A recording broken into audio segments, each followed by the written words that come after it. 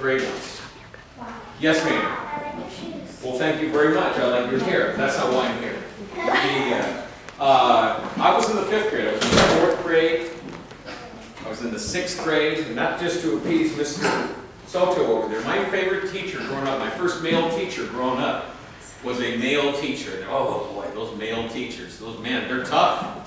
They're tough. And mine was a guy by the name of Mr. My guy was a guy by the name of Mr. Booth. And he was so cool. That was fifth grade. My fourth grade teacher I loved, and that was Mrs. Skiff. And my sixth grade teacher, she was tough, and I loved her. Because she had an impact on my life. The point of all this is all these teachers, whether you think they're cool or not, they're going to have an impact on your life, not just when you're 10 or 11. I'm still full of life stories, and I'm 64 years old. I know you say, Bill, you can't be 64, you're actually 44. And I know that, but I'm actually 64. But I still live on life lessons that I learned when I was in the fifth grade. And there are a bunch of other things that he could be doing in his life to put more money in his pocket. But he's motivated because he wants to make a difference in your lives. Now, I may be getting a little too tall for you right here, but you're going to be going into the sixth grade next year, and then the seventh grade. And every once in a while, you're going to run into a teacher that may not be as cool as Mr. Souto. And you're going to think, oh, God, this teacher, this is not getting it for me. And you kind of put up these walls. She's so not cool, or he's so not cool. It's not his job to be cool. And it's really not even his job to be your friend. Kind of like your parents. It's his job to make a presentation in terms of information that you don't yet possess and motivate you. That's really his biggest job, is to motivate you to learn. And you know more today than you did in the fourth grade. You're going to know more in the sixth grade than you did in the fifth grade. But what's really neat is you're going to, every once in a while, and there's kids in here that are going to breeze through elementary school, they're going to breeze through high school, and they're going to breeze through college. That's not the norm. The normal people like me, you have ups and downs, ups and downs. You got good years, you kind of like life. Good years, good days, good weeks, bad days. The point of all of this is if you kind of tune a teacher out that you're not fond of, she's got all this information, she's still motivated to present it to you. Maybe she's presented it in a manner that you can't accept so readily, but you know what? It's your job to invite her into your life, or him into your life, so you can get the information that she has for you to make you cool when you're 24 and 44 and 64. Because the people that accept that, it's your job to like him. It's your job to find out a way to like Mrs. Janicek in the seventh grade, who I could not stand. And I fought her, and you know what? And Mr. Matthews in the eighth grade was, actually, Mr. Matthews was in the seventh grade, couldn't stand it. I got in trouble. Not smoking in class or anything, trouble, but my grades were, but because I fought it. But he had all that information. Looking back on it, you guys you're smart enough, because you're incredibly bright. He's got the information. Wherever you go next year, there's that information. And that's pretty neat. And you guys have to figure that out. I'm a little off task here. I got till 12, 19. 20. Yeah, 12, 19 and a half. Okay, so who's Bill Meyers? Why am I here? Well, I'm best friends with the McCormick's. So without even looking at this knucklehead over here, my wingnet, by the name of Kyle McCormick, I knew his parents long before he was born. I was the best man at their wedding. So I have an opportunity to come up here and spend time with people that care about me, that like me, genuinely like me and love me, and I feel the same way back towards them. And somehow this fell into my lap 2 months ago, where I could spend time with Kyle's cool friends. And I've gotten to know maybe 8 of you, or 10 of you. Some of the faces are familiar, but I don't remember your name. But that's cool. And it's a neat school. And I went, at my elementary school, which was 1 through 8, happened to be a neat school. So, who's Bill Meyers? Well, you know what, I'm friends with McCormick's. My real quick background, I was in elementary school and high school and college, just like you were all going to be. And then I fell in love somehow. I was gifted to, I got introduced to this game called, I played sports, baseball and football and basketball, just probably like everybody else. But I was pretty good. And I fell in love with golf. And, yes. oh, there you go. But it wasn't cool one of the reasons I fell in love with golf is at the end of my sophomore year in high school, I wasn't much taller than you guys. I was a round pound of fat. I was about 5'3" and weighed about 165 pounds. So I had to let go of the sports that I grew up with, where I was really good, because all of a sudden my best buddies were up here, and I'm down here. So golf was an outlet that I happened to fall in love with that I kind of got good at. So I won the state high school championship at Central High School. We won the state team championship. I won the state junior championship, and that got me a scholarship to Arizona State University, where I was an All-American in school. Not academic All-American, but I was an All-American for golf. And then in terms of playing competitively, I turned professional, but before that I won 3 Arizona State Amateur championships. There's only 2 people who have done more than that, but I only played in 6 of them. But none of that has anything to do, that's not who I am, that's what I did. Hopefully who I am is somebody like you, a friend to you guys, a friend of the McCormick's, somebody that's loyal, somebody that you can trust. So when someone says, who are you? Well, I play football. No, that's not who you are. You're a friend. You care about your parents. And all that other stuff is recreation time. Now, I'm trying not to glance at any notes here. So getting into recreation time. God, what is recreation time for you guys? Do you guys like to unwind? Anybody like to go see a movie? Everybody likes to see movies, okay. Anybody like concerts or watch concerts or go to concerts? Of course we do, right? And you go to football games or baseball games. Who's a 49er fan? Hey, look at this. This is cool. There might be a few Raider fans left in Northern California, not many. My dad is. He's a bandwagon. So the point of all of this is, so you got this category of, Tracy's going to write the word entertainment up here. And what entertainment is, that gives you an avenue, an opportunity to get away from schoolwork for an hour and a half to 2 hours to 3 hours. That's what a concert is. And it's cool, and you can talk about it afterwards. That's entertainment. And then she over here, she's going to draw a line right here. She's going to write role models. And you guys have probably heard this a million times, but I'm telling you, this is the real deal. Bad is bad, but cool is the rule. Cool are role models. So whatever you want to put up over here, everybody's got a favorite. You could have Tom Cruise, you could have Nicole Kidman, you could have Keith Urban, you could have Zach Brown. I don't care, who's ever on the list. If you have Joe Montana, who I love, that was my guy growing up, Ronnie Lott, any of those guys, that's entertainment. That's entertainment. Now what is entertainment? What is entertainment? Well, I'm going to go back 1,000 years. Entertainment is, back in the day, it's the most popular people in the King's Kingdom. Over 1,000 years, they were the jokers. God, all the citizens in England loved the jokers. They were funny. They made a lot of money. The king paid them well. But when the jokers became too popular, well, where's that joker? God, we haven't seen him in months. Well, the king killed him because he became too popular. It was entertainment. That's all it was.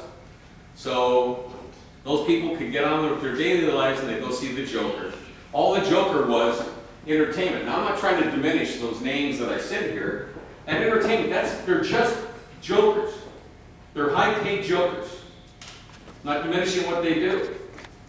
The role models, now you've got your family, you've got your mom, you've got your dad, you've got your brothers and sisters, you've got Mr. Souto and 100 teachers just like him here. You got police officers. Every time I see a police officer in Phoenix, Arizona, I go up and I shake his hand and I say, you know, I really want to thank you for the job you do. I really appreciate it. You know what? And they give me a firm handshake back. Same thing with a fireman, a physician, military, especially what's going on in our world right now. Those are your role models. Loud and clear, it's okay to go to the movies. Don't idolize that. Now, if you want to be a football player, man, that's cool. That's cool. But that's not what I'm talking about. If you want to play the guitar, how neat is that? But that's not what I'm talking about. Yes, ma'am? My grandfather is up to Perfect. That's cool. That's great. And you know what? And they don't make enough money, nor does he. And they're genuine. I mean, they are really appreciated. And they're especially appreciated when you need them. When you need them. So, trying to tie all this together for you guys, which I can do. How many people in here can sing? Mr. Souto, man. Oh, terrible. Okay. you know. I'm not asking him. He doesn't count. He doesn't count. I'm asking you who can sing. Okay, how many people in here can jump? Oh, everybody can jump. How many people can run? Okay. How many people can dance? Dance? Not everybody wants to dance. Okay. How many people would like to dance? Okay. How many people can draw? Okay. Cool. So you can do, basically, you guys can do it all. You're in the 5th grade and you've got it all figured out. You can do it all. Yes, sir. Same thing with sports. How many people like baseball, football, basketball, field hockey, lacrosse, whatever it might be? Soccer. I'm not American. I'm sorry. I had to skip soccer. The soccer. Okay. So they're all sports. Cool. So what I'm encouraging you guys to do, put your hand down there, Kyle. Oh, sorry. I get to listen to you 24 hours a day.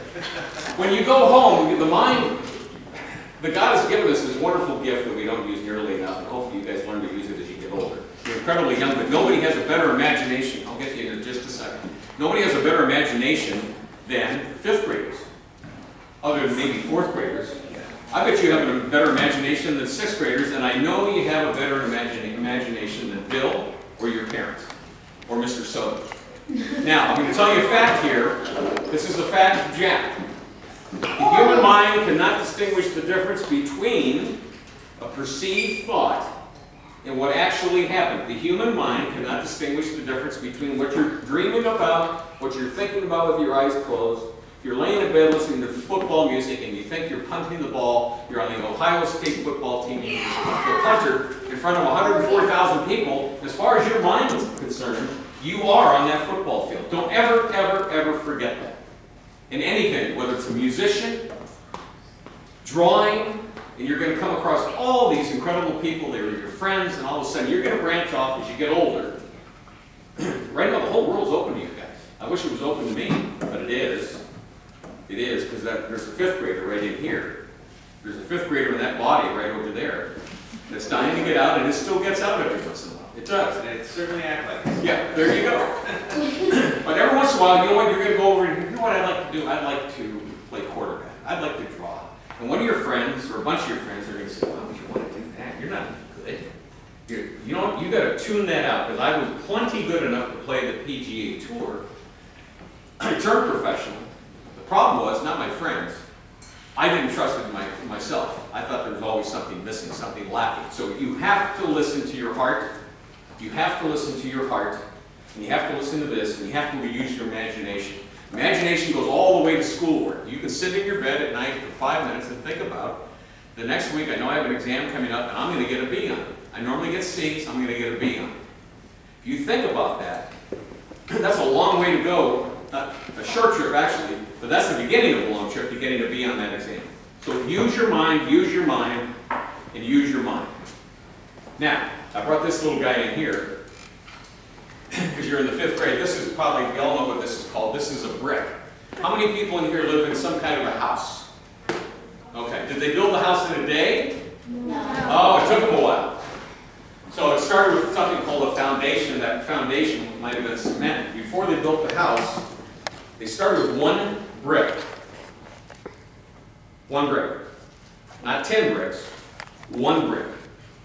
So the whole deal with a brick, in terms of your interests in life, whatever they're going to be, you're not going to be an accomplished jazz musician or a football player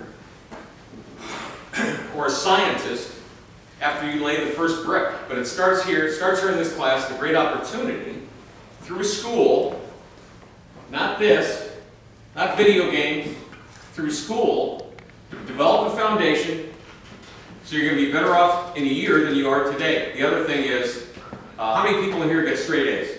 Every class, straight A's. Okay, how many in here would like to get straight A's? Okay, so now how do we do that? Well, a very simple way to get there, even if it's straight B's, is, let's just say we've got about 16, 17 weeks left of school. Whatever it is, 20 weeks, let's just say. Can you guys, young lady, what's your name? Stella. Stella, can you, Is there anything you can do in the next 7 days to improve your performance in school 1%? Just 1%. Can you show up on time? Or can you check your arithmetic, your math, whatever it is? One more time, an extra time, just give it a quick look, ask somebody for help. Is there a way that you can improve yourself 1%? The answer is, well, certainly, Billy, I can do that. Who can improve their performance at any level 1%? So then that's, okay, so you do that 17 weeks in a row, you're 17% closer to being where you want to be in a year than you are today, just by doing one little thing. Another little area is we all friends, everybody's friends in here, kind of. We all have groups of friends we like to hang out with on weekends. You know, invite a new friend to your group. Extend outside your group. I've got these wonderful arms here, big wingspan, bigger than anybody in this room other than Mr. Souto. Your job is to extend that and invite somebody into your ground, because it's all about friends. We all need friends at some point in our life. Mom and Dad need friends. Don't exclude somebody just because you don't like the way they comb their hair. I got 2 minutes, huh, to wrap this baby up. So I've talked about the foundation, I've talked about the house, I've talked about imagination. I'm different than anybody else in this room, and I'm different not just because I wear this stupid bling.